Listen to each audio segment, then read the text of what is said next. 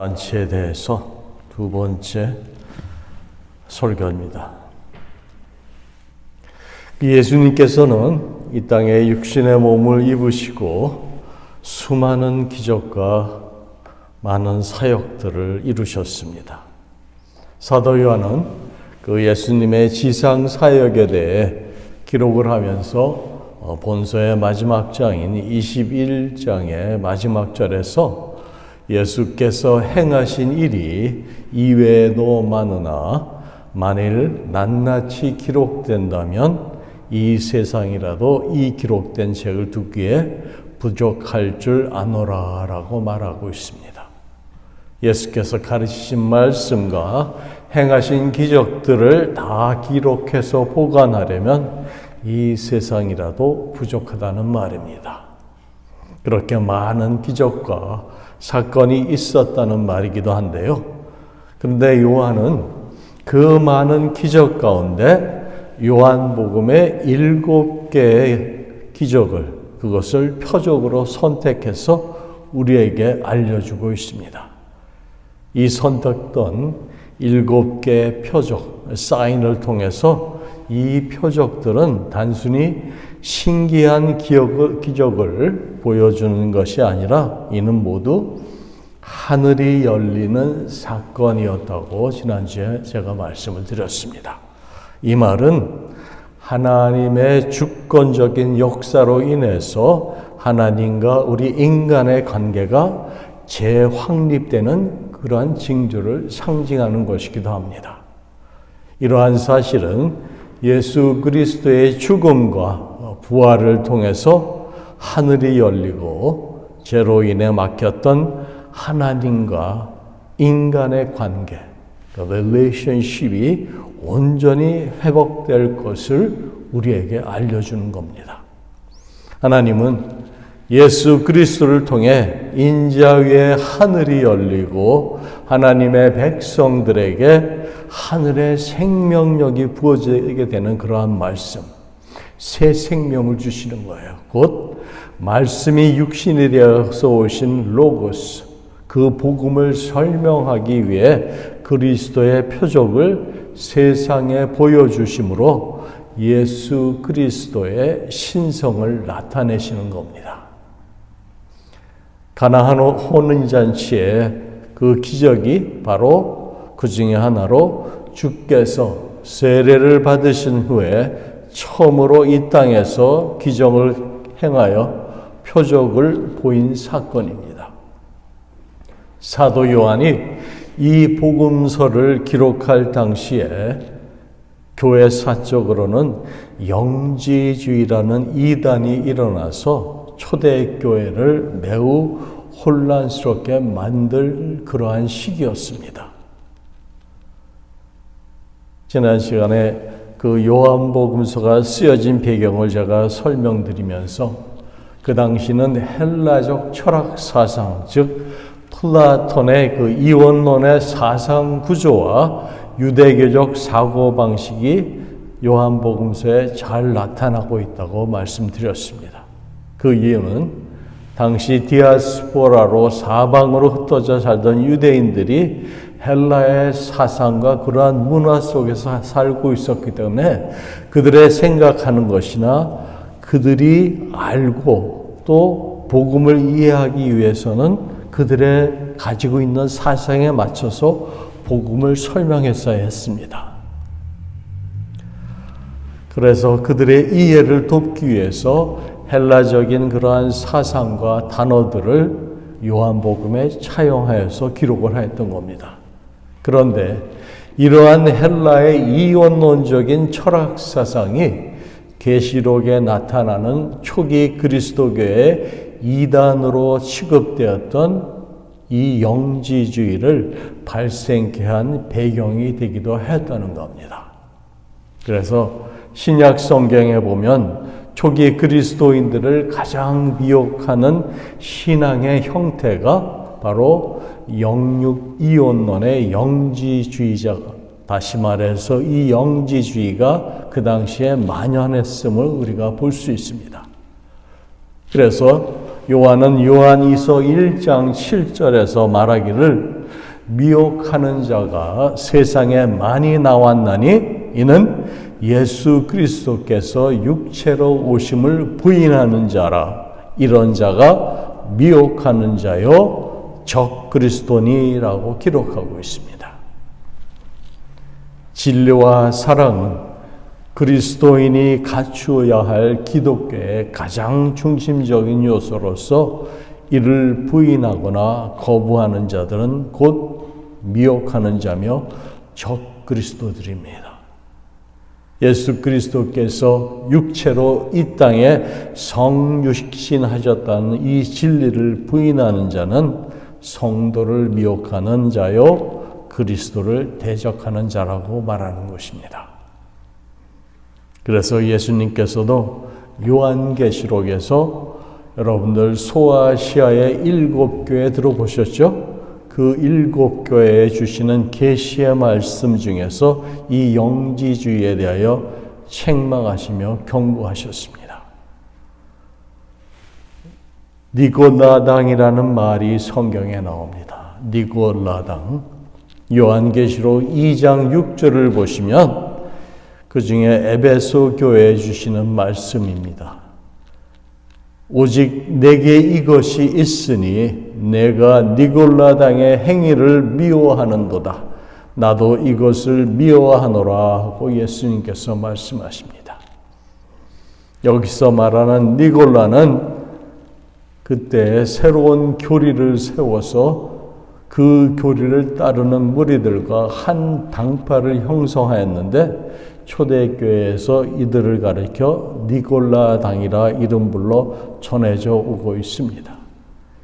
이 배경은 사도행전에 보시면은 12사도가 그들의 모든 제자를 불러 이렇게 말을 합니다. 우리가 하나님의 말씀을 제쳐놓고 접대를 일삼는 것이 마땅치 아니하니 너희 가운데서 성령과 지혜가 충만하여 칭찬받는 사람 7을 태하라.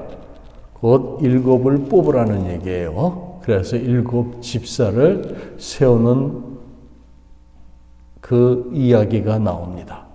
그래서 우리가 이 일을 그들에게 맡기고 우리는 오로지 기도하는 일과 말씀 사역에 힘쓰리라 하고 말합니다. 이에 온 무리가 이 말을 듣고 기뻐하여 믿음과 성령이 충만한 사람, 그때 스데반과 빌립과 부르고로와 니가노로와 디몬과 바베나와 유대교에 입대했던 안디옥 사람, 바로 니골라를 택하여 사도들 앞에 세우고 사도들이 기도하고 그들에게 안수하게 됩니다. 여기에 언급된 바로 이 니골라, 그는 안디옥 사람 이방인으로서 유대교로 개종했다가 다시 기독교로 개종한 자로 예루살렘 교회에서 선출된 7 집사 중에 한 사람이었습니다. 그는 기독교 초기의 교회들에 의해 니골라당의 창시자로 알려져 있습니다. 이 니골라당은 초기 그리스도인들에게 하나님의 은혜로 주어진 그 자유를 육신을 위한 기회로 삼음으로 기독교의 교리를 잘못 오용하여 거짓된 가르침으로 육신의 죄악을 주장하게 하였습니다. 그 당시 그들이 주장하는 니골라당의 그 사상을 제가 잠깐 요약해서 말씀드리겠습니다. 그들은 말하기를 인간의 육신은 근본적으로 악하다. 인간의 영혼은 육신의 행위와는 아무 상관없이 단지 믿음으로 구원을 받게 된다. 그래서 인간의 구원에 육체는 중요치가 않다. 그리스도인들은 이미 율법에서 해방되었기 때문에 육체가 짓는 죄는 정죄의 대상에서 제외된다. 그러하기에 인간은 자신이 원하는 대로 자유롭게 살 수 있는 그런 자유가 주어졌다고 그들은 주장을 합니다. 이 니골라는 인간의 구원에 있어서 바로 이 플라톤의 이원론적인 사상 구조를 빌어와서 영혼과 육체를 분리해서 육체적 범죄는 구원에 아무런 영향이 없다는 잘못된 교리를 내세웠던 것입니다. 그리스도를 영접해서 영적으로 구원받은 사람은 육체로 범죄해도 그 범죄로 인하여 구원에서 떨어지지 않는다고 그는 말합니다. 이 같은 그의 유혹적인 교리는 아직 회개하지 못한 무리들이나 그 당시 이방 종교의 생활에서 온전히 벗어나지 못한 일부 유대인들에게는 호응을 얻었을 것으로 보입니다.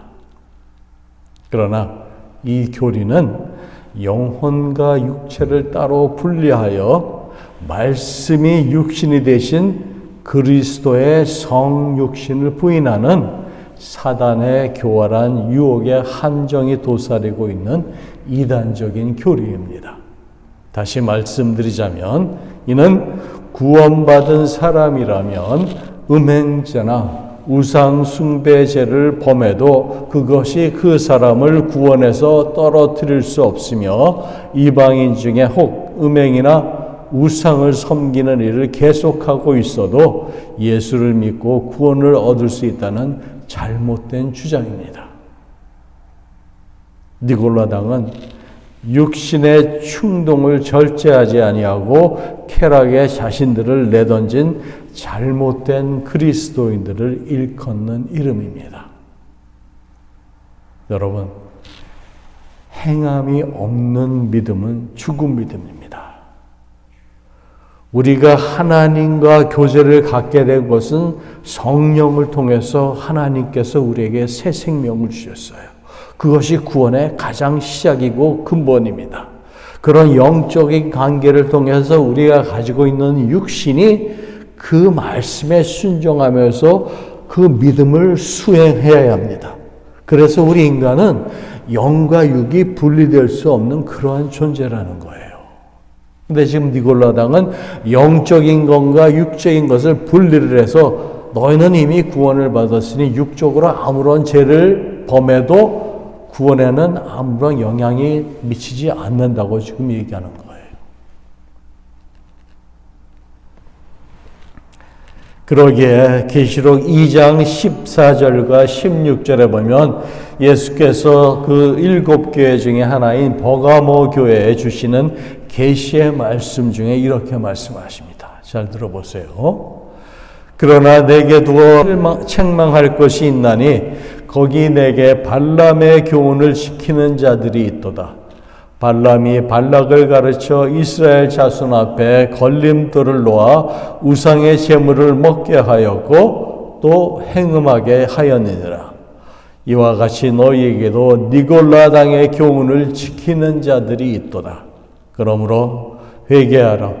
그리하지 아니하면 내가 속히 내게 가서 내 입의 검으로 그들과 싸우리라. 여기서 예수께서 말씀하신 발람의 교훈을 여러분들에게 간단하게 설명해 드리겠습니다. 구약의 민수기 22장부터 나오는 이 발람의 교훈은 발람이 발락을 앞세워서 이스라엘을 배도하게 하였던 사건입니다. 이스라엘은 그때 모세의 인도 아래 모압 평지에 진을 치게 됩니다. 그곳은 약속의 땅, 하나님께서 그들에게 주시겠다고 약속하셨던 그 가나안 땅과는 요단강 하나만을 사이에 두고 있는 그러한 곳이었습니다. 거짓 선지자 발람은 모압 왕, 그 지역의 왕 발락에게 뇌물의 마음이 끌려서 이스라엘을 저주하고 싶었지만 하나님께서는 허락지 않으십니다. 그러나 발람은 이스라엘을 타락시킬 수 있는 방법을 모압 왕에게 가르쳐 주었는데 그것은 아름다운 모압 여자들로 하여금 이스라엘 남자들을 깨어서 우상 숭배에 빠지게 하는 것이었습니다. 그렇게 되면 하나님께서 이스라엘 백성들을 돌보지 않을 것이고 모압 왕은 이스라엘을 두려워할 필요가 없었습니다. 이 발람의 계교는 그대로 적중하였고 이스라엘 남자들은 모압 여인의 아름다움에 유혹돼서 그들을 아내로 맞아들였으며 그로 인해서 음란한 우상 숭배에 빠져들게 됩니다. 그 결과 연병으로 24,000명이 죽었다고 성경은 기록하고 있습니다.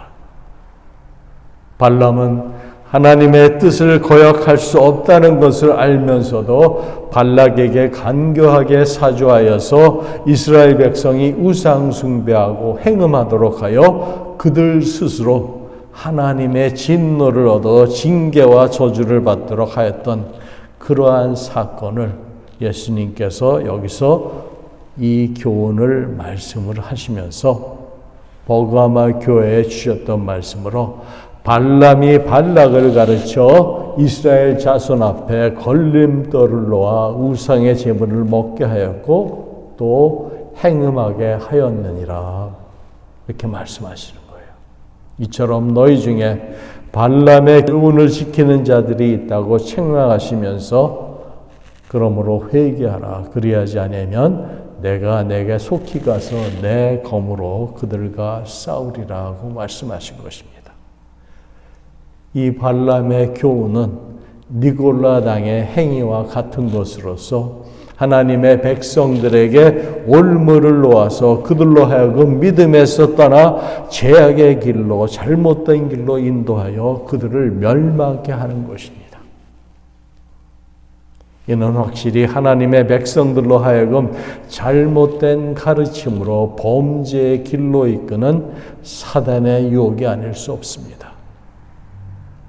초대교회에 어느덧 이 니골라당의 이단적 교리가 들어와서 교인들을 유혹하였고 이 니골라당의 교훈을 지키는 자들이 많이 생겨났던 것입니다.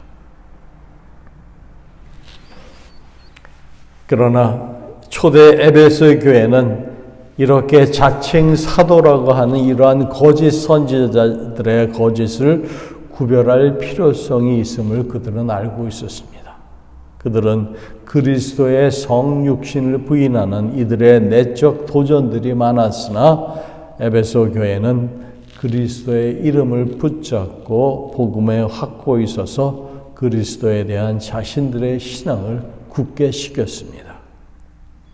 이러한 영지주의자들에 대해 그 영지주의를 대처하면서 예수님을 증거하기 위해 사도 요한은 의도적으로 예수님께서 행하신 기적과 사건들을 재구성해서 요한복음을 비롯해서 다른 서신들과 함께 계시록을 기록했던 것입니다. 요한복음이 단순히 요한복음으로 존재하는 것이 아니라 그 뒤에 요한 1, 2, 3서와 계시록에 다 그 요한복음의 사상이 그 속에 담겨져 있습니다. 그러니까 여러분들이 그것을 다 서로 연관을 지어서 그 말씀들을 이해하셔야 합니다.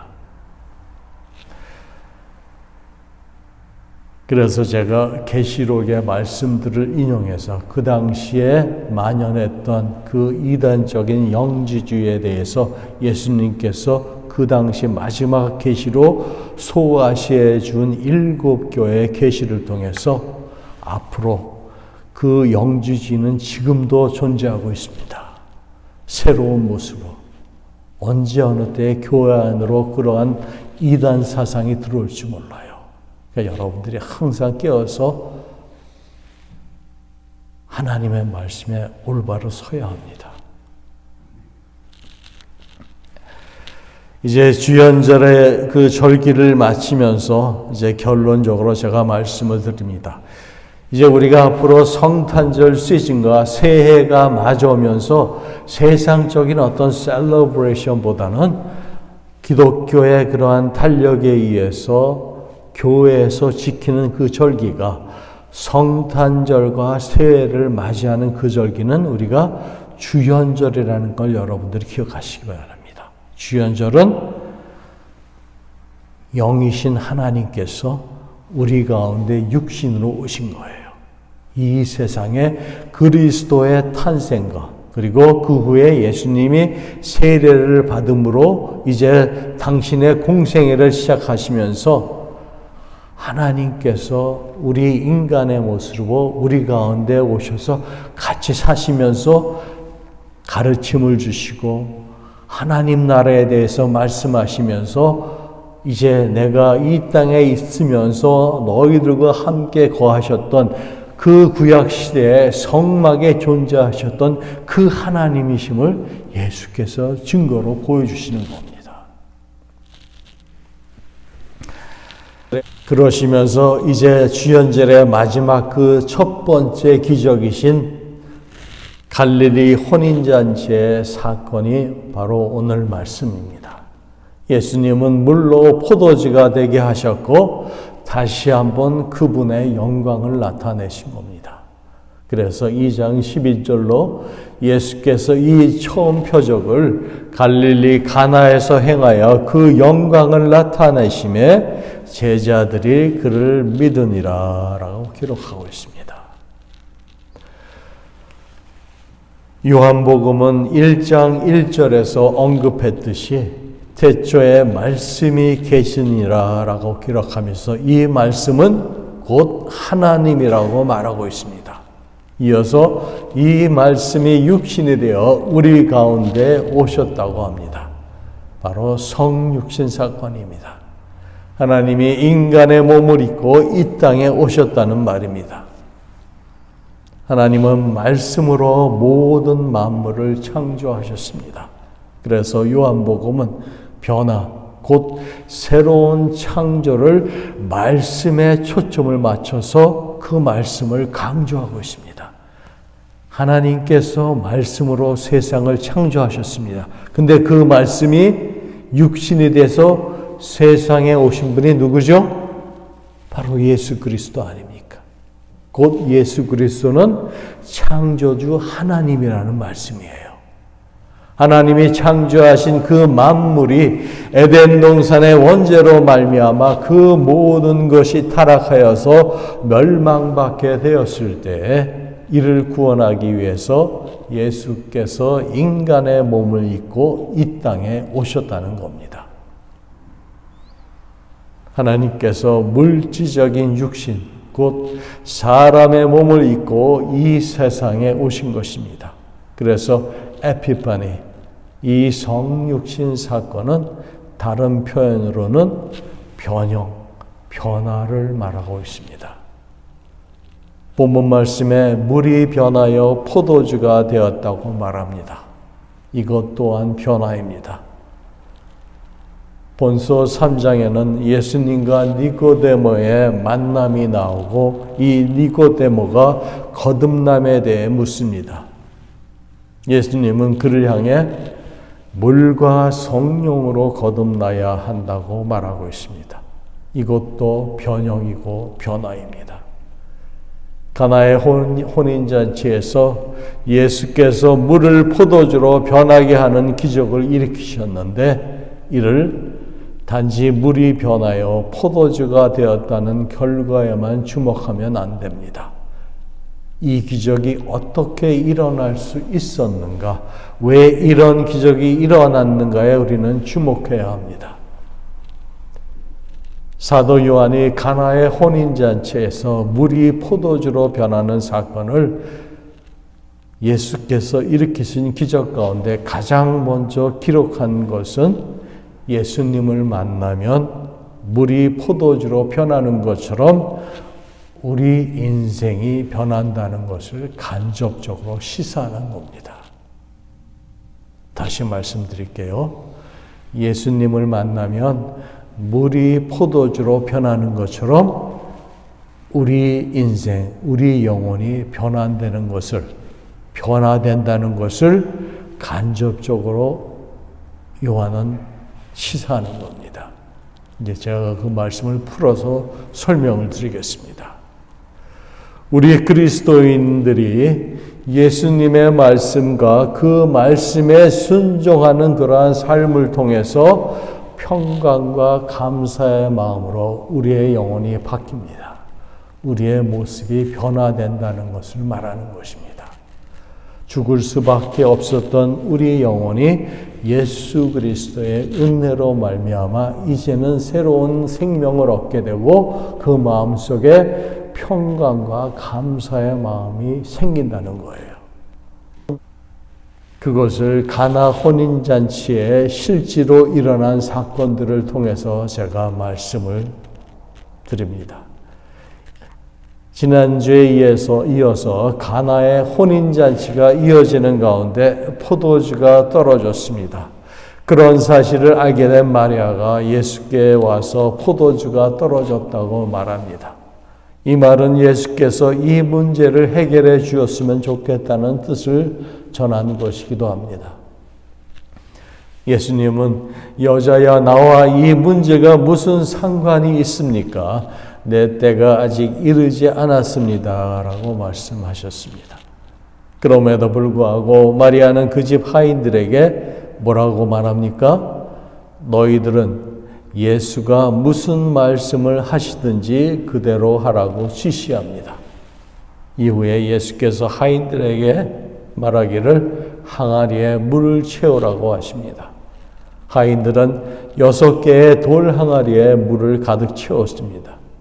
주님은 하인들에게 그것을 떠다가 연회를 주관하는 책임자에게 갖다 주라고 말씀하십니다. 하인들은 항아리 물을 떠다가 연회장에 갖다 주었습니다. 그런데 어떤 기적이 일어났습니까? 그 물이 포도주로 변하는 것이었습니다.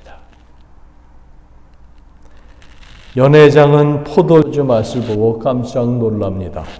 그리고 신랑을 불러 보통 혼인잔치에 처음에는 좋은 포도주를 내고 사람들이 어느 정도 술에 취하면 질이 떨어지는 포도주를 내놓는데 당신 집은 어떻게 시간이 갈수록 더 좋은 포도주를 내놓느냐고 칭찬을 합니다. 그런데 하인들은 그것이 어떻게 된 영문인지를 알았고 사실을 알고 있는 제자들이 예수님을 믿었다고 성경은 기록하고 있습니다. 물이 포도주로 변하는 기적이 일어나는 과정에서 어떠한 조건이 충족되었을 때 이런 변화가 일어났는지를 우리가 말씀을 통해서 보겠습니다. 첫째는 하나님의 말씀이 변화의 주체로 작용하면서 그 말씀을 그대로 믿을 때 기적이 일어났습니다. 그 말씀이 뭡니까? 예수님이 하신 말씀이에요. 예수님의 입에서 나온 그 말씀이 변화의 주체로 작용하면서 그 예수님이 하신 말씀을 하인들이 그대로 순종하여 적응했을 때, 행했을 때 그러한 변화가 생겼다는 거예요. 그리고 그 말씀과 믿는 믿음입니다. 그 마리아의 믿음 때문에 마리아가 하인들에게 뭐라고 그랬습니까? 뭐라고 지시를 했습니까? 그렇죠? 너희들은 예수가 무슨 말씀을 하시든지 그대로 행하지 않았습니까? 바로 그거예요. 그 마리아의 믿음 때문에 혼인잔치에 포도주가 떨어져서 곤란을 겪고 있는 이 위기를 그 마리아는 이미 알고 있었고 믿고 있었습니다. 마리아는 하인들에게 예수께서 너희에게 무슨 말씀을 하시든지 그대로 하라라고 지시를 했습니다. 예수에 대한 믿음이 없으면 마리아가 이렇게 말을 할 수가 없는 겁니다. 우리는 하나님을 믿는다고 하면서도 하나님의 말씀을 내가 알고 있는 지식과 경험으로 그리고 세상의 상식으로 선을 그으며 이해하려고 하고 그리고 그 수용 여부를 결정합니다. 그래서 하나님의 말씀이 내 지식과 경험과 상식의 선을 넘지 못하는 거예요. 성경에는 이렇게 많은 기적들이 일어나는데 어떻게 내 주위에는, 내 삶에는 기적이 전혀 일어나지 않는 것처럼 느끼실 그러한 기분을 가지고 계시다면 하나님의 말씀이 내 지식과 내 경험과 내가 알고 있는 그 상식의 선을 넘지 못하는 겁니다. 내가 하나님을 전적으로 신뢰하고 믿는다고 하지만 실제로 이러한 신앙 자세는 내 생각과 내 주관을 따라 믿고 생활하는 것과 마찬가지예요. 그러한 삶에는 진정한 변화가 일어날 수 없습니다. 진정한 영혼, 우리 삶의 변화는 하나님의 말씀이 우리 삶의 전적인 주체가 될 때 그것에 진정한 놀라운 변화가 일어나신 걸 여러분들 믿으시기 바랍니다. 마리아가 하인들에게 너희에게 무슨 말씀을 하시든지 그대로 하라는 말은 말씀이 절대적인 주체로 이에 순종해야 한다는 뜻입니다. 성경 말씀을 알고 있으면서 그 말씀을 실제 삶 속에 적용하지 못하면 그거는 순종이 아닌 거예요. 그 말씀이 이해되고 자기가 받아들일 수 있을 때 자기의 주관적인 생각으로 그 말씀을 수용할 때에는 그 범위 안에서밖에는 그 이상을 벗어나지 못해요.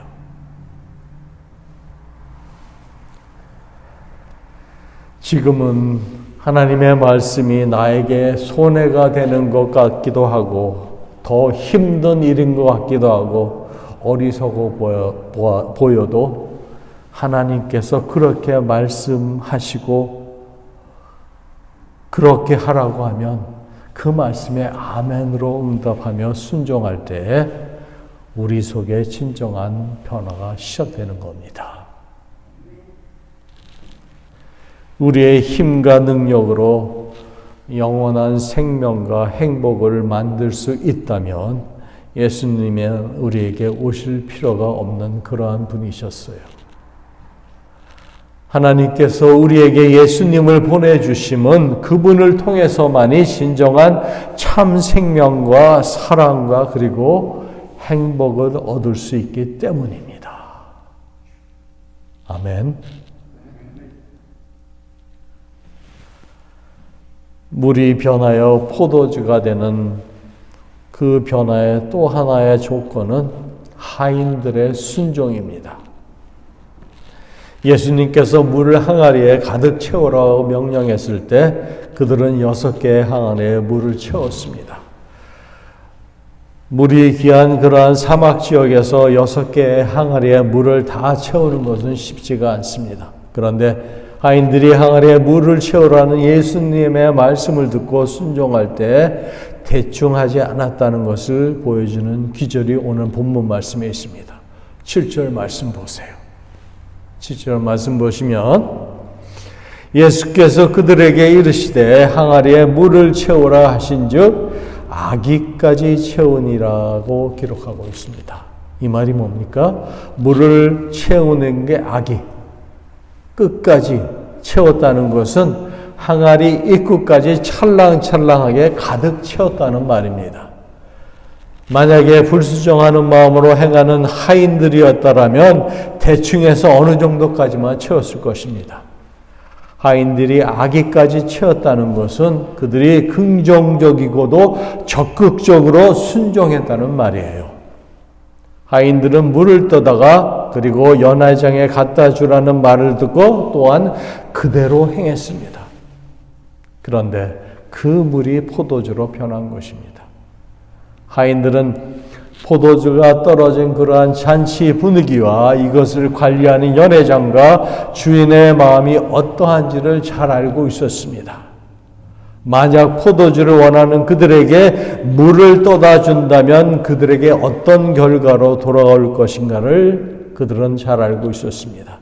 그럼에도 불구하고 분명히 그들이 스스로 자신들의 손으로 물을 떠다가 그 항아리에 물을 가득 채웠습니다. 그런데 예수님이 뭐래요? 그 물을 떠다가 갖다 주라는 거예요. 본인들이 떠담은 물인데 분명히 그건 물이잖아요. 그들의 생각과 상식으로는 이해할 수 없는 일입니다.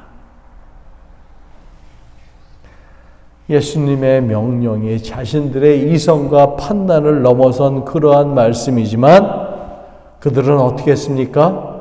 말씀을 따라 정말 바보처럼 순종했습니다.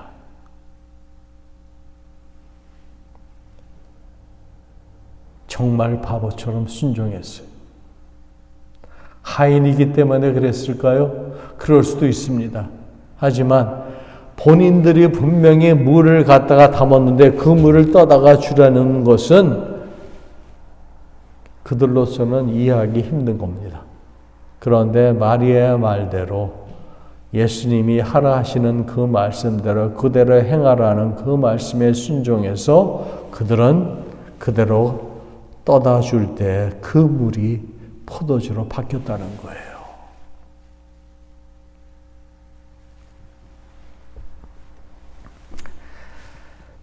가나의 혼인잔치에서 일어난 그 축복된 변화는 하나님의 말씀에 어리석을 정도로 순종하는 사람들의 순종이 있을 때에 가능했다는 것입니다.